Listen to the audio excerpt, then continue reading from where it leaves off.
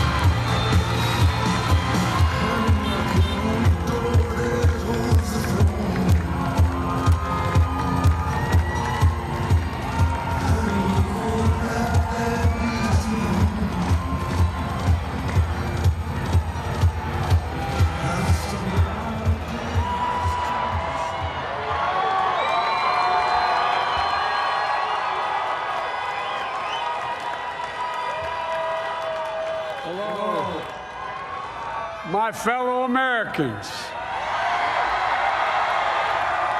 and the people who brought me to the dance, Delawareans. I see my buddy Senator Tom Carper down there, and I think Senator Coons is there, and I think the governor's around. Is that Ruth Ann? And that former Governor Ruth Ann Minner. Most importantly, my sisters-in-law and my sister Valerie. Anyway. Folks, the people of this nation have spoken. They've delivered us a clear victory, a convincing victory, a victory for we the people. We've won with the most votes ever cast on a presidential ticket in the history of the nation. 74 million.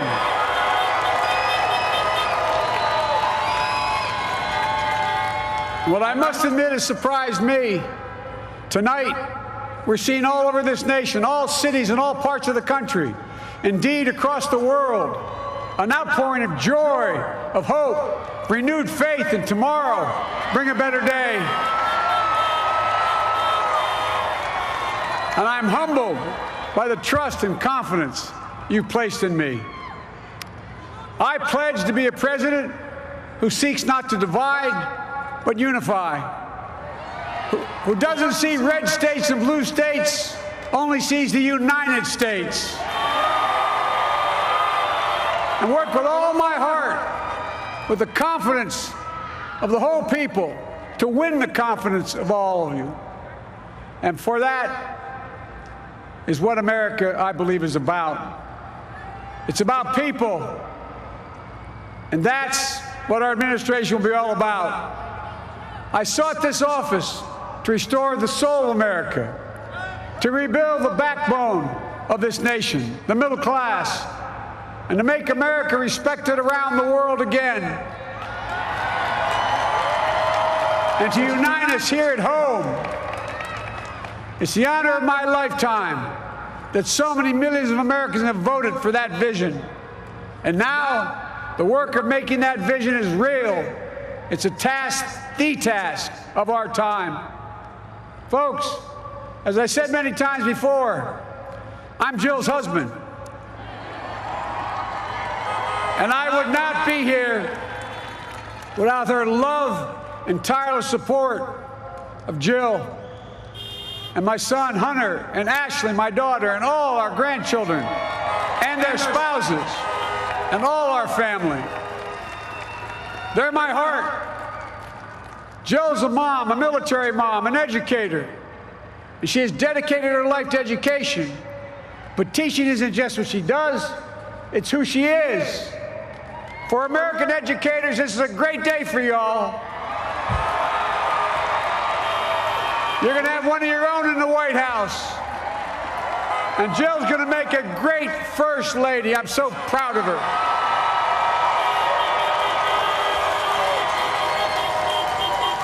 And I'll have the honor of serving with the fantastic Vice President who you just heard from, Kamala Harris, who makes history as the first woman, first black woman, the first woman from South Asian descent, the first daughter of an immigrant ever elected in this country. Don't tell me it's not possible in the United States. It's long overdue. And we're reminded tonight of those who fought so hard for so many years to make this happen. But once again, America's bent the arc of the moral universe more toward justice. Kamala, Doug, like it or not, your family, you become an honorary Biden, there's no way out. All those of you who volunteered and worked the polls in the middle of this pandemic, local elected officials, you deserve a special thanks from the entire nation. And to my campaign team and all the volunteers and all who gave so much of themselves to make this moment possible, I owe you. I owe you. I owe you everything. And to all those who supported us, I'm proud of the campaign we built and ran. I'm proud of the coalition we put together, the broadest and most diverse coalition in history. Democrats, Republicans, independents, progressives, moderates, conservatives, young, old, urban, suburban, rural, gay, straight, transgender, white, Latino, Asian, Native American. I mean it, especially those moments, and especially for those moments where this campaign was at its lowest ebb. The African-American community stood up again for me. You've always had my back, and I'll have yours. I said at the outset, I wanted to represent this campaign to represent and look like America. We've done that. Now that's what I want the administration to look like and act like. For all those of you who voted for President Trump, I understand the disappointment tonight. I've lost a couple times myself. But now, let's give each other a chance. It's time to put away the harsh rhetoric, lower the temperature, see each other again, listen to each other again.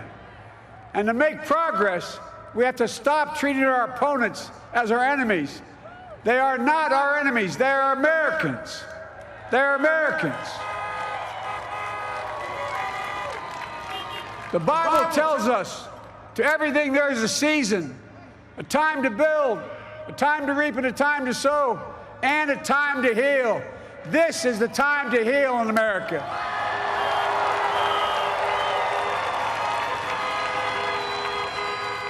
Now this campaign is over. What is the will of the people? What is our mandate? I believe it's this. Americans have called upon us to marshal the forces of decency, the forces of fairness, to marshal the forces of science and the forces of hope in the great battles of our time. The battle to control the virus, the battle to build prosperity, the battle to secure your family's health care, the battle to achieve racial justice and root out systemic racism in this country, and the battle to save our planet by getting climate under control, the battle to restore decency, defend democracy, and give everybody in this country a fair shot. That's all they're asking for, a fair shot. Folks, our work begins with getting COVID under control. We cannot repair the economy, restore our vitality, or relish life's most precious moments, hugging our grandchildren, our children, our birthdays, weddings, graduations, all the moments that matter most to us until we get it under control. On Monday, I will name a group of leading scientists and experts as transition advisors to help take the Biden-Harris COVID plan and convert it into an action blueprint that will start on January the 20th, 2021. That plan will be built on bedrock science. It will be constructed out of compassion, empathy, and concern. I will spare no effort, none, or any commitment to turn around this pandemic. Folks, I'm a proud Democrat, but I will govern as an American president.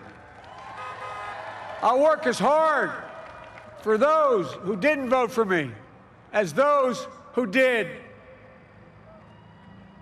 Let this grim era of demonization in America begin to end here and now.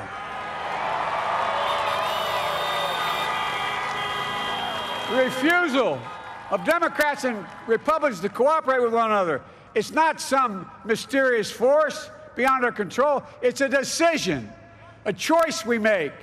And if we can decide not to cooperate, then we can decide to cooperate. And I believe that this is part of the mandate given to us from the American people. They want us to cooperate in their interest. And that's the choice I'll make. And I'll call on Congress, Democrats and Republicans alike, to make that choice with me. The American story is about slow yet steadily widening the opportunities in America. And make no mistake, too many dreams have been deferred for too long. We must make the promise of the country real for everybody, no matter their race, their ethnicity, their faith, their identity, or their disability. Folks, America has always been shaped by inflection points, by moments in time where we've made hard decisions about who we are and what we want to be. Lincoln in 1860, coming to save the Union. FDR in 1932, promising a beleaguered country a new deal. JFK in 1960, pledging a new frontier. And 12 years ago, when Barack Obama made history, he told us, yes, we can. Well, folks, we stand at an inflection point. We have an opportunity to defeat despair, to build a nation of prosperity and purpose. We can do it. I know we can. I've long talked about the battle for the soul of America. We must restore the soul of America. Our nation is shaped by the constant battle between our better angels and our darkest impulses. And what presidents say in this battle matters. It's time for our better angels to prevail. Tonight, the whole world is watching America. And I believe at our best, America is a beacon for the globe. We will lead not only by the example of our power, but by the power of our example. I've always believed, many of you heard me say it, I've always believed we can define America in one word: possibilities.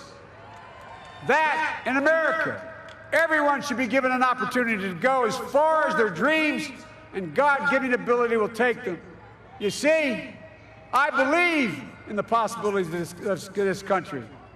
We're always looking ahead to an America that's freer and more just, ahead to an America that creates jobs with dignity and respect, ahead of America that cures diseases like cancer and Alzheimer's, ahead to an America that never leaves anyone behind, ahead of America that never gives up, never gives in. This is a great nation. It's always been a bad bet to bet against America. We're a good people. This is the United States of America, and there's never been anything we've been not able to do when we've done it together. Folks, in the last days of the campaign, I began thinking about a hymn that means a lot to me and my family, particularly my deceased son, Bo. It captures the faith that sustains me and which I believe sustains America. And I hope it can provide some comfort and solace the 230,000 Americans who've lost a loved one to this terrible virus this year. My heart goes out to each and every one of you. Hopefully this hymn gives you solace as well. And it goes like this. And he will raise you up on eagle's wings, bear you on the breath of dawn, and make you to shine like the sun, and hold you in the palm of his hand. And now together, on eagle's wings, we embark on the work that God and history have called upon us to do, with full hearts and steady hands, with faith in America and in each other, with love of country, a thirst for justice. Let us be the nation that we know we can be, a nation united, a nation strengthened, a nation healed. The United States of America, ladies and gentlemen, there's never been anything we've tried we've not been able to do. So remember, as our grandpapa used to say when I walked out of his home when I was a kid up in Scranton, he said, "Joey, keep the faith." And our grandmother, when she was alive, she yelled, "No, Joey, spread it. Spread the faith. God love you all. May God bless America, and may God protect our troops." Thank you, thank you, thank you.